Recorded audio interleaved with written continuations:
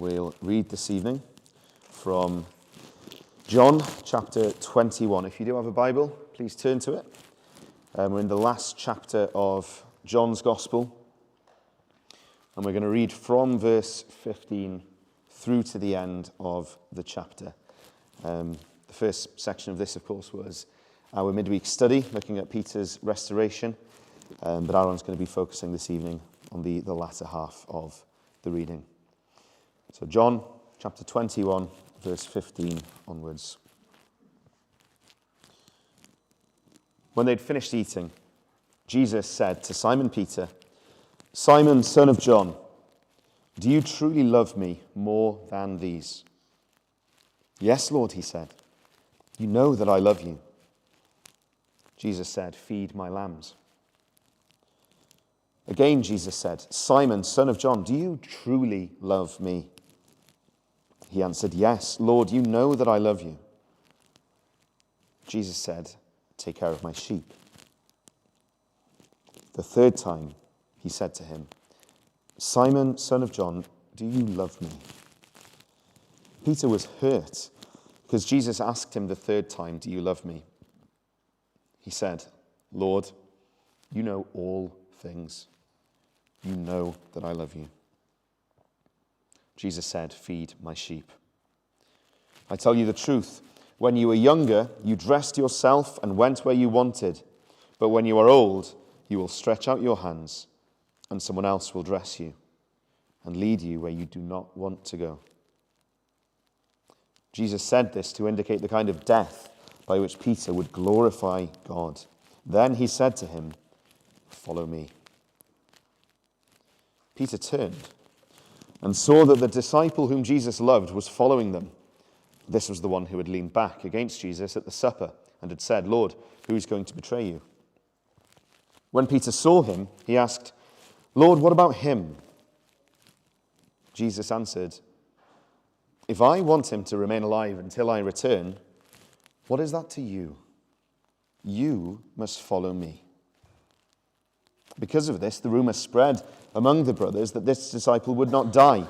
But Jesus did not say that he would not die. He only said, "If I want him to remain alive until I return, what is that to you?" This is the disciple who testifies to these things and who wrote them down. And we know that his testimony is true.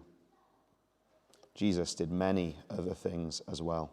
If every one of them were written down, I suppose that even the whole world would not have room for the books that would be written. Amen.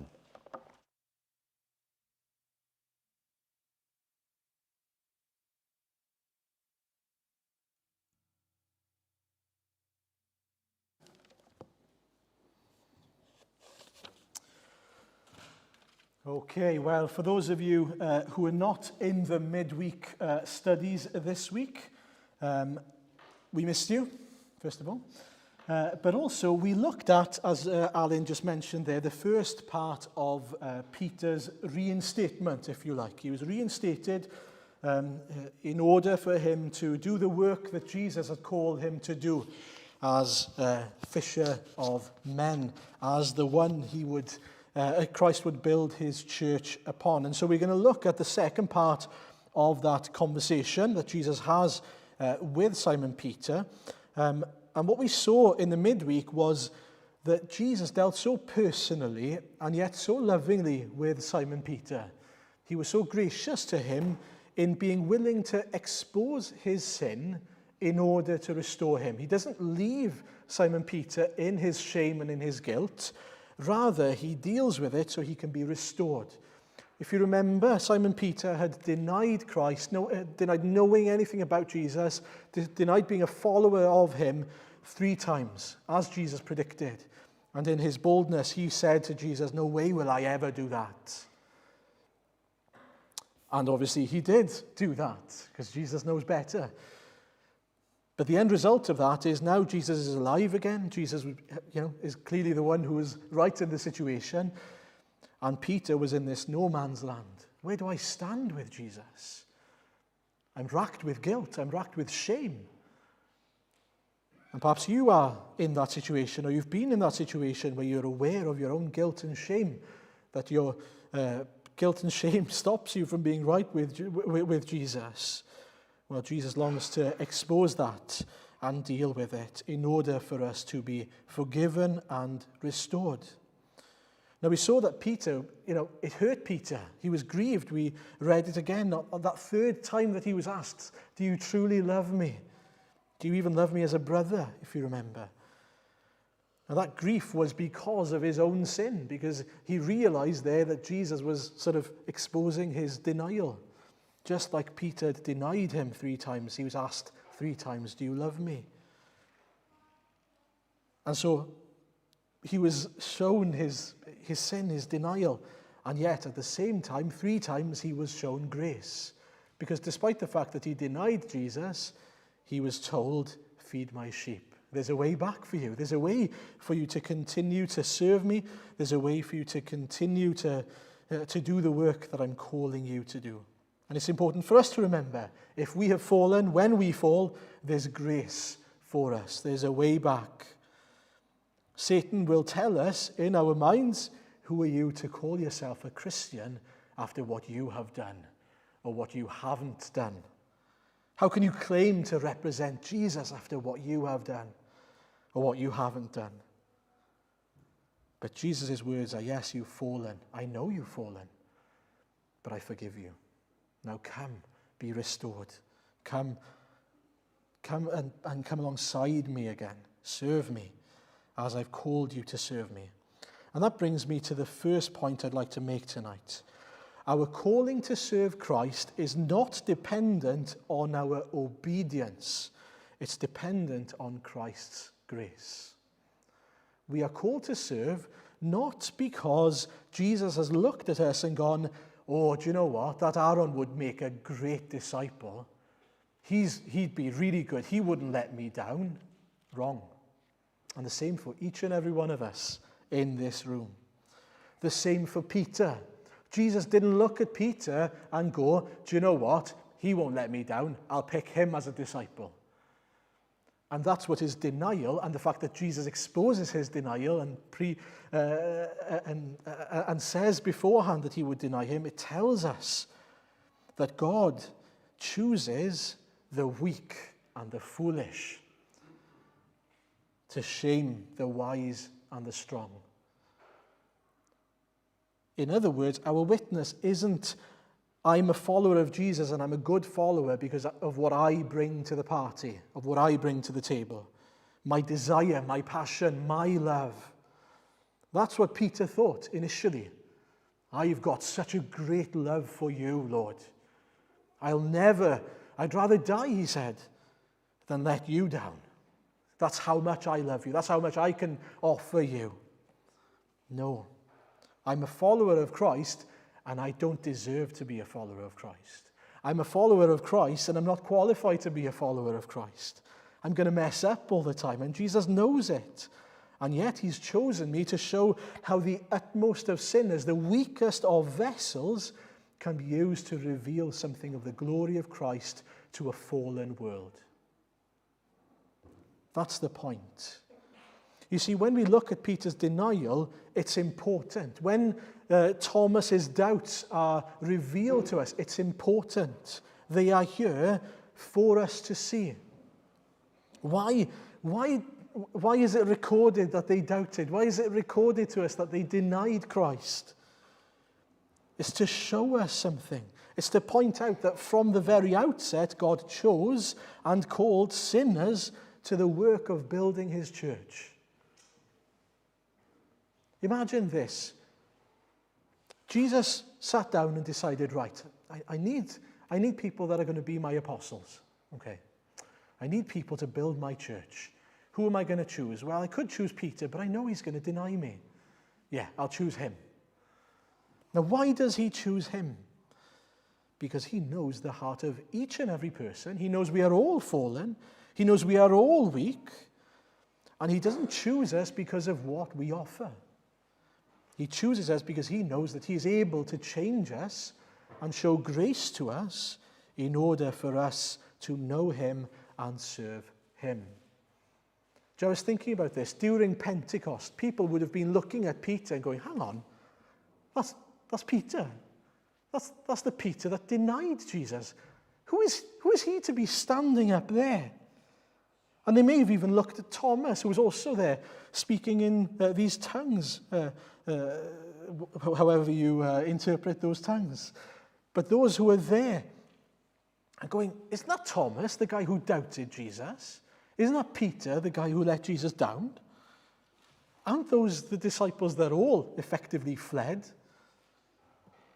Yes, they are.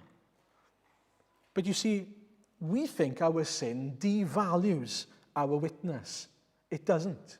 It doesn't devalue our witness. Our response to our sin can devalue our witness, but it doesn't have to. You see, what our sin tells us here is that in his doubts, Jesus met with Thomas. In his denial, Jesus met with Peter, and he showed grace to them and he restored them. That's their testimony. I was thinking of the disciples on the road to Emmaus. They'd have been more than happy to say, we were idiots. We got Jesus so wrong. Do you know, we were fools because we thought that he was going to be this kind of king, but he showed us in his grace that he was this kind of king. Thomas's testimony would have been, I was a fool not to believe the testimony of my brothers when they told me that Jesus was alive. I was a fool for doubting, but I doubted. Peter's testimony would have been, I was so prideful to think that I knew better than Jesus, that I loved Jesus so much and somehow knew better than him. Do you know, I corrected Jesus, he would have told people. I tried to rebuke Jesus when he said he was going to die and raise to life again. How stupid was I? How foolish was I to think I knew better than Jesus? I said to Jesus, even if I have to die with you, I will never disown you. And then I disowned him. But he forgave me and he restored me. Do you see the point? The reason why they'd be willing to say that and why that was their testimony is because it's the way in which Jesus met with them. And the same applies for us. We can boast about our weaknesses. We don't boast about sin. It's not that Thomas was saying, I'm so glad that I doubted. It's so good that I doubted. No, he says, it was terrible that I doubted, but such is the grace of Jesus that he met me in my doubts. It's not that Peter was rejoicing in his denial at all. What he was saying was, I was terrible to deny Jesus. What I did was awful. But despite my awful nature, Jesus met with me there. He forgave me and he restored me. I'm able to serve Jesus despite my sin. Such is the grace of Jesus. And that's why then our calling isn't dependent on our obedience. It's not about what we bring to the table. It's about how Jesus can deal with us despite our sin and use us despite our sin. We are going to fall short. That doesn't mean that Jesus doesn't want to use us. The example he gives us with each and every apostle, in particular Peter here, is that he has chosen, specifically chosen this guy who denied him 3 times. Do you know, when you think about that, it's very hard to come back from that, isn't it? You think to yourself, how can you come back from that? But not only that, he was the guy Jesus chose to speak in front of over 3,000 people and use them to convert people through the help of the Holy Spirit. If he can do that with Peter, what can he do with us? Us who fall short day after day. Us who may have denied Christ. Us who may have sinned in ways that we shouldn't have done, and we know we shouldn't have done it. There is grace. Praise the Lord, our calling is not dependent on our obedience, but on his grace. You're not called because of what you bring to the table. You are called because Jesus has chosen you in his wisdom. And I don't know why he's chosen you in the same way I don't know why he's chosen me. Because I can't see anything worth choosing in me. And yet, he has done so. And that's our message to the world. That's our witness. We don't need to hide our weaknesses. Peter doesn't hide his weaknesses. He is both the man who denied Christ and the man who Christ used mightily to save many. Both of those together.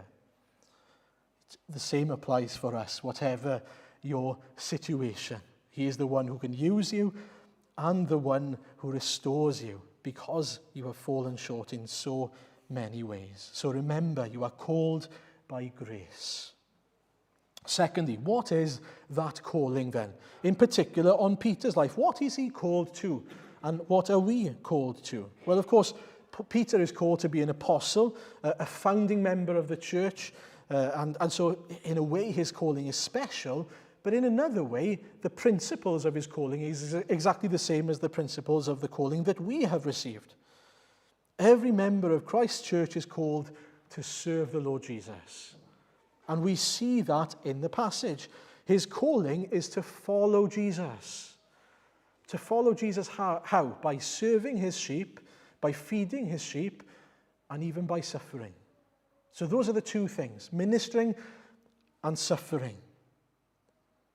And you might think, oh, hang on, that's not usually the gospel talk that I've heard of. Follow me and suffer for me? Feed my sheep and suffer for me?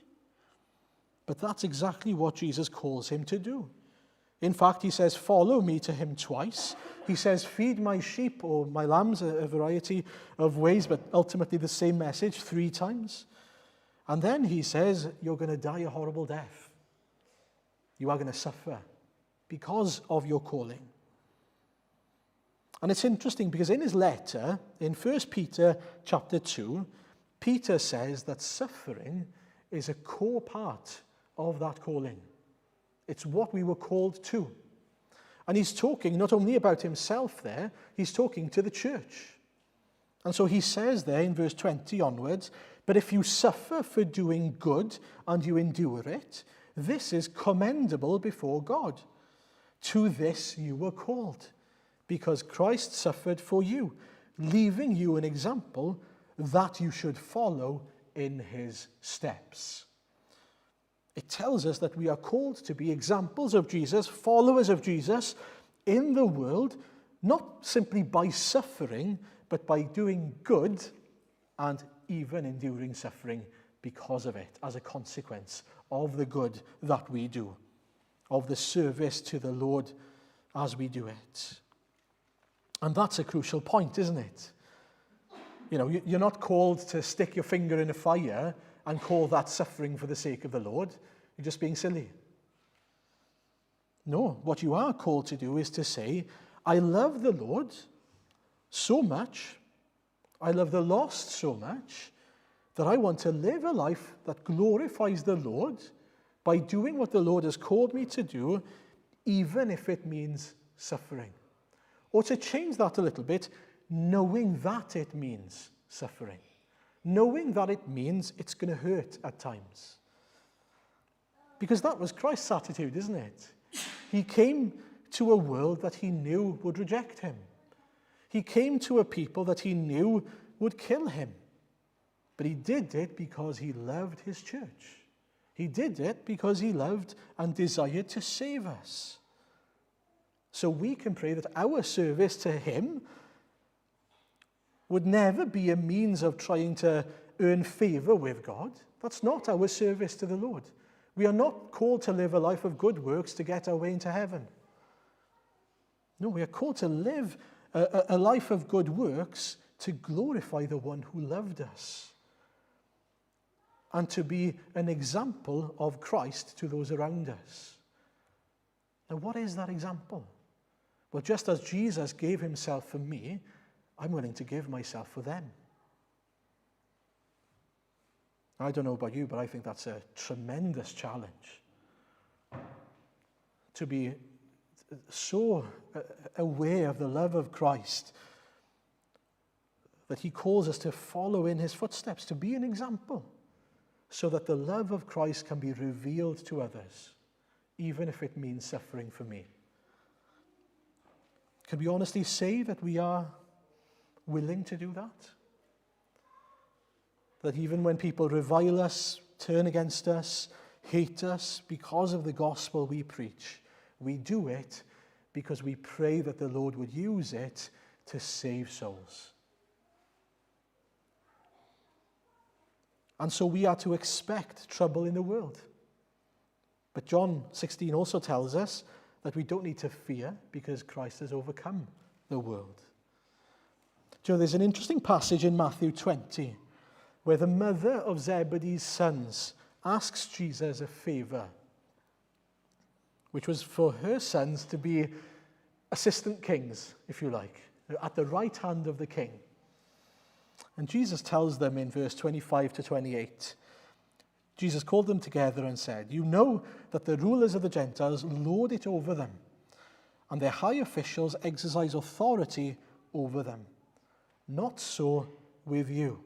Instead, whoever wants to become great among you must be your servant, and whoever wants to be first must be your slave, just as the Son of Man did not come to be served, but to serve and to give his life as a ransom for many." What Jesus does here is he turns the table on leadership, doesn't he? The worldly idea of leadership is to make decisions and to lead in such a way that it benefits you, the individual, to make life easier for you. But what Jesus says is, if you want to serve someone, truly serve someone, you need to hold them in higher regard than you. You need to love them more than you love yourself. The flesh says, look after number one, make decisions that makes life better for you. But Jesus says, look, you don't need to do that because I've done that for you. I've made life good for you. I've given you everything you could possibly need. The gospel that we have received has ensured that we are completely safe in the hands of Jesus. We have everything we could possibly want and no one can take it away from us. You are chosen, you are redeemed, you are restored, you're forgiven, you're given an eternal inheritance. Okay? You have all those things because Jesus has given them to you. And because of that, then, we lack nothing. We are satisfied. It frees us. We don't have to search for satisfaction. We have it. We don't need to search for forgiveness. We have it. But now we can turn our attention to those who don't yet have it. We are called, as Christ did so for us, to do so for others. To think of others as more important or value them above ourselves, just as it says in Philippians 2, to follow in the footsteps of Christ. And not only those who are lost, but your brothers and sisters as well. To serve your brothers and sisters by upholding them above yourself, just as Jesus did. Let me tell you, there's not many more encouraging things than being ministered to by someone who is going through a very tough time and who's struggling tremendously, and yet they are so compelled to serve you and care for you because Christ has done so for them. I don't know if you've ever been in that situation, but it is so encouraging and humbling. And that brings me to the third point. What does suffering look like? I remember growing up, there was a woman in our church in Carnarvon, in North Wales, who was a core part of the church. Her name was Joanne Hughes. She was a legend, absolute legend. By the time I was growing up, she was already about 75, so extremely young. And yet she was starting to struggle to walk. She had one of those walker things. And she called it her best friend apart from Jesus. I love that. Her name was Jemima, the walker. And she lived in this 4th floor block of flats. She never missed church. There was no lift in her block of flats, and so she had to start off about 3/4 of an hour before church started. But she made sure that she was always in church. She still gave out the announcements. She took about 50 seconds to 60 seconds to get up and share the announcements every week, but that was okay. She was in every prayer meeting, every fellowship group. And the reason why is because she was so compelled to encourage brothers and sisters. But you know what? That came at a physical cost to her. I saw her. When she came in through the door, She came in about 15 minutes early, sitting down, having to regain her breath for a good 5 minutes because it was so painful for her to have made the trek to church. Now, she could have sat at home and had a cassette, a recording. It was cassettes back then. I'll explain to the youngsters what that is after the service. But she could have had a cassette of the sermon. But that wasn't why she was there. She was there because she loved her brothers and sisters so much and wanted to encourage them. You see, for her, suffering looked like that. To make the effort to bless her brothers and sisters with her presence and with her words. She said so many encouraging things to me. Every time she saw me, she said how glad she was that I was in church that week. It was wonderful. She was a great example, a great witness to the Lord Jesus. And it was because the Lord had put it on her heart, this desire to build up one another. And so as the Lord had called her to serve, that meant suffering. For us then, we are called firstly to serve one another. That might mean suffering, whether it means you give up of your time, give up that period of time that you want for yourself, you give it for the sake of your church, your brothers and sisters. That extra hour that she had to give up in order to come, that extra bit of energy, that might mean she couldn't do other jobs, she would make for the sake of her brothers and sisters. Now, in certain areas of the world, we pray for them regularly every week in the church. Suffering might be very severe, physically, emotionally, in all sorts of ways. As we know, the persecuted church around the world suffers with beatings, even to death. It could mean being rejected by your family, being, disowned by your family. It could mean that for us one day. In Wales today, at the moment, it's less likely to be physical, but more likely to be perhaps emotional. That people won't want to be around you so much, that they might be your friend, but not in quite the same way because they're a bit weary of you. That you might lose out on that promotion because they know that there's quite something, they're not quite sure about this evangelical stuff or this gospel stuff that they preach. You might be called a bigot, a hypocrite. You might be called an idiot for believing in Jesus Christ and what they deem to be fairy tales. I'm sure there are many other ways that we'll suffer as well. But you know what struck me? Is the most important thing that we should make sure of is that we are suffering for the right reasons. And what I mean by that is that we're not suffering because of us. If we suffer, we are to suffer because of the gospel we preach, because of the Christ we preach. Jesus says, "Blessed are those who are persecuted because of righteousness." Then he goes on to say, "Blessed are you when people insult you, persecute you, and falsely say all kinds of evil against you because of me." Not because of you. Not because of your annoying character or because of your stubbornness or whatever it would be. Right? If you rub people up the wrong way because of you, but you can't expect that to bring blessing. But what I can tell you is you will be blessed if you preach the gospel and you suffer for it.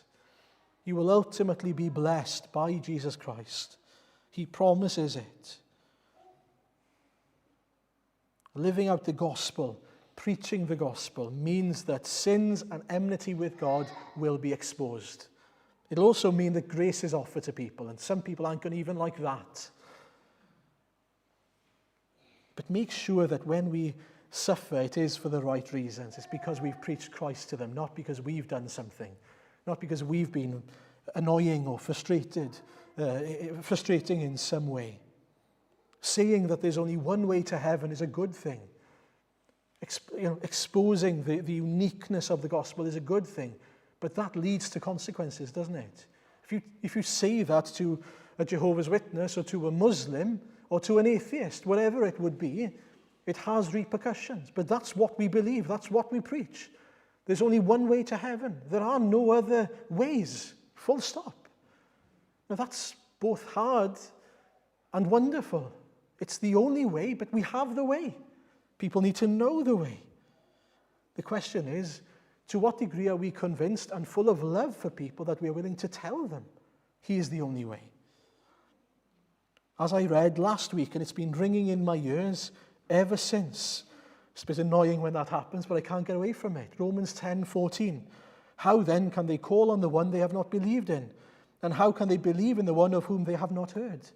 And how can they hear without someone preaching to them?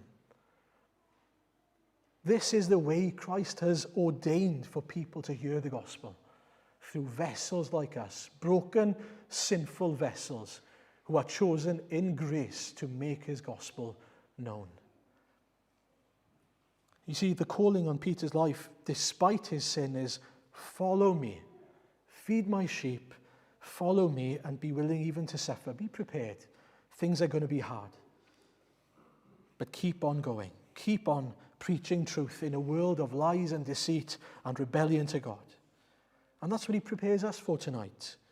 You are called, despite your sinfulness, by grace you are called to make Jesus known, to serve Christ, to serve his church, to serve the lost, whatever the cost. You are called to deny the self, pick up your cross, follow him. Now, Peter's denial happened, firstly, because he was thinking about himself. He didn't want to suffer. He wanted to avoid it. He was looking at what was happening to Jesus, and he wanted to avoid it. But now that he has the assurance of salvation, of the lordship of Jesus, the victory over sin, of the finished work of Jesus, of the promise of the Holy Spirit, he can have the mind of Christ too. He can suffer for the sake of righteousness. Now, bear in mind, we are not to go looking for suffering. Look for good. Look for opportunities to do good through the gospel, to share Christ. Don't go looking for opportunities to make people punch you in the face. There's no need to. It'll happen automatically when you preach Christ. But no, on a serious note, we are called to make Christ known. Are we taking that privilege seriously? Now, I'm finishing with this point. What about John, the beloved disciple? As he's walking along, having a chat with Jesus, and Jesus is telling him, follow me, feed my sheep. You're going to suffer for the sake of my name, and because you follow me. Peter turns around and he says, well, what about him then? And it looks as if, this is the picture in my head anyway, as they're walking along. John is in the background and he's sort of trying to creep in and listen in on the conversation that's going on. You know, pretending that he's not listening, but actually he's trying to listen in on the conversation. Whether that's true or not, I don't know. But either way, Peter immediately almost comes and he turns around and he says, what about him then? What's your plan for him? And Jesus answers, in other words, whatever my plan for him, whether I want him to stay alive until I return, what is that to you? You must follow me. I think it's really interesting, his response. His immediate reaction is to look to John and ask, what about him? And I think that reveals something of our human nature to us. Have you ever seen what happens? I've got 3 kids. I've seen this happen every single time this happens, right? They ask for a treat, whatever that might be. Let's say they ask for some sweets. And I go to the first child and I'll give them maybe 4 sweets. And then there you go, sweets for you. And then I'll go to the next person, sweets for you. What do you think the reaction of the first child is to do? Go on, it's not a rhetorical question. Check how many sweets the other one has had. Every single time. Human nature. How many sweets did he have? All the 3 kids, happens every time. They want to know that they haven't been shortchanged. They want to know that they've been treated like everyone else, unless, of course, they'd be given more, which they rejoice in. That's fine. But isn't that interesting? Peter's immediate he's still a sinner. He still has a sinful nature. What about him? Is he going to be called to suffer like me? That's only fair, isn't it? That he would suffer like me then? Is he going to be going through the same thing as me? Well, firstly, that's not what fair is. That's not what fair is. If it was fair, he would never be called to serve Jesus in the first place. He would still be in his sins, dead in his trespasses and sins. And so firstly, we need to remember that whatever the Lord has put in front of us, whatever he's put in our hands in terms of the calling that he's given us, it's a gift of grace. However he's called you to live your life, even if it means dying for the sake of Christ, it's a gift. It may not look like it as we look at this with Peter, but let me tell you this. If you were to ask Peter today, was it a gift, your ministry? He'd have said, absolutely. Are you kidding me? I had the privilege of introducing Jesus Christ to thousands of people. Did I die? Yes, but we all die. Did I suffer? Yes, but we all suffer. At least my suffering was for the sake of Jesus Christ, for the glory of Jesus Christ, for the furthering of the kingdom of Jesus Christ. I have no doubt that when I meet Peter in heaven, he will reinforce that point. Absolutely no doubt. In fact, when he died, it seems that he was asked to be crucified upside down because he knew he wasn't worthy to be crucified like his Savior Jesus. He wasn't bitter at all, in other words. And so for us, whatever the Lord has called us to, remember it's a gift. It is a gift of grace that we are called to make Christ known to a sinful world, that we can have Jesus on our lips. And it's also important not to fall into the trap that Peter falls into, which is to compare what Christ has called us to with what Christ has called other people to. You see, it doesn't matter what Christ called John to. It only matters what he was called to, as far as he is concerned. And that's what he says. What's that to you? If I want him to stay alive until I return. That's an illustration, as we see in the passage. They took it very literally, unfortunately, at the time. But at the same time, he says, as far as you're concerned, your job is to follow me. And you know, we can fall into that trap, looking at other people and envying other people's calling. Envying or even belittling other people's calling. It can work in both ways. We can even belittle our own calling, thinking that what we have been called to isn't as good as what other people have been called to. Wrong. Rejoice in what the Lord has called you to, because that's what he has called you to, and he knows better than us. We don't need to look to other people.